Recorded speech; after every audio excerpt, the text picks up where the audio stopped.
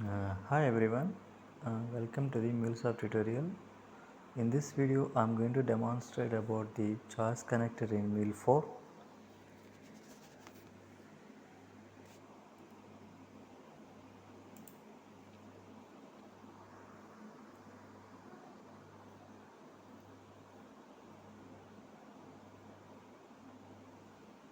See, the choice router is used to route the messages through a flow based on conditionally evaluating message content.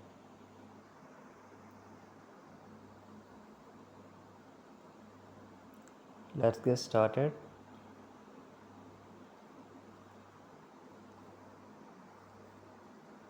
Let me open the Anypan Studio. See, we have created one sample project. In this project, we have one sample flow.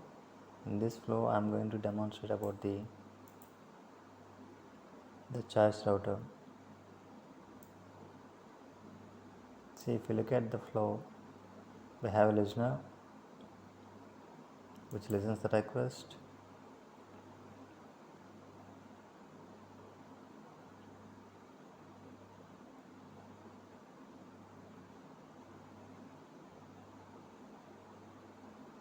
And we have a set variable component who sets a variable, and we have a choice router.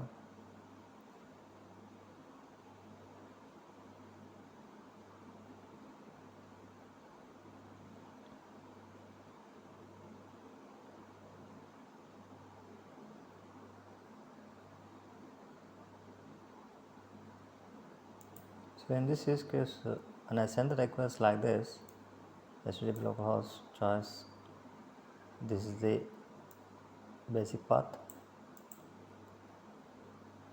and the query parameter is fruit. Its name is fruit. So if I'm sending the URL like this, I need to retrieve the query parameters from this URL. So for this, I'm using attributes dot query params dot fruit. Okay, here I'm fetching the value of the query parameters from the URL and assigning it to the a variable. So the listener here is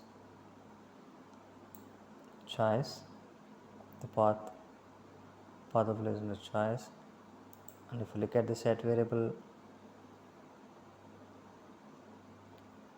so this set variable component is basically used to assign a value to any variable so that it will be used in then later stages in a flow. So I created one variable fruit underscore type and getting the value from attributes dot query params dot fruit. So this is the attribute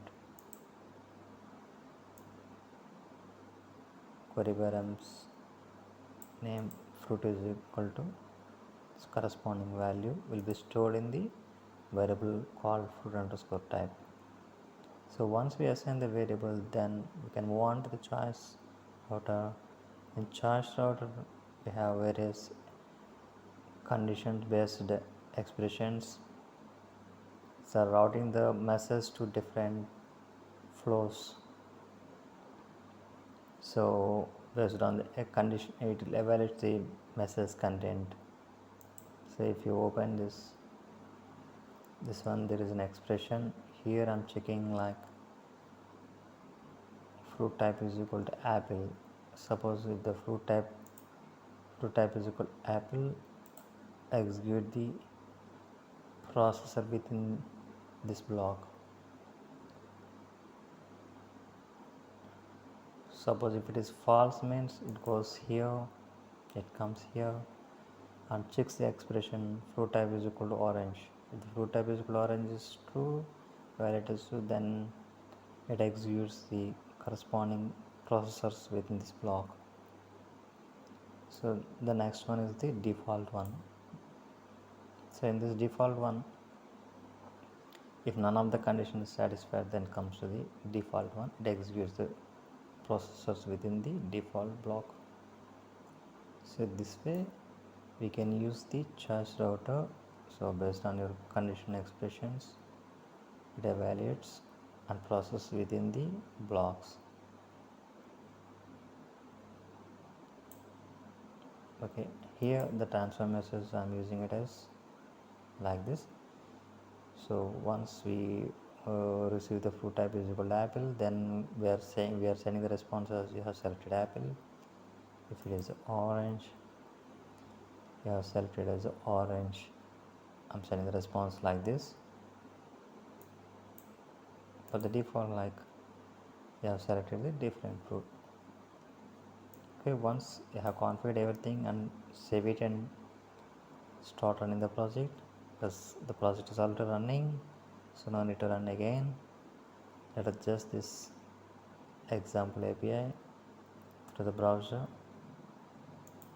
go to this one, the nav,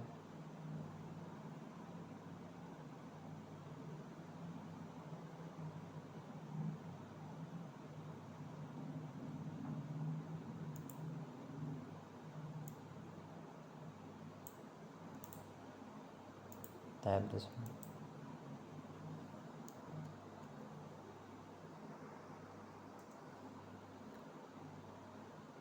See, for this request we got the responses, you have selected apple. Let us try the second one, orange.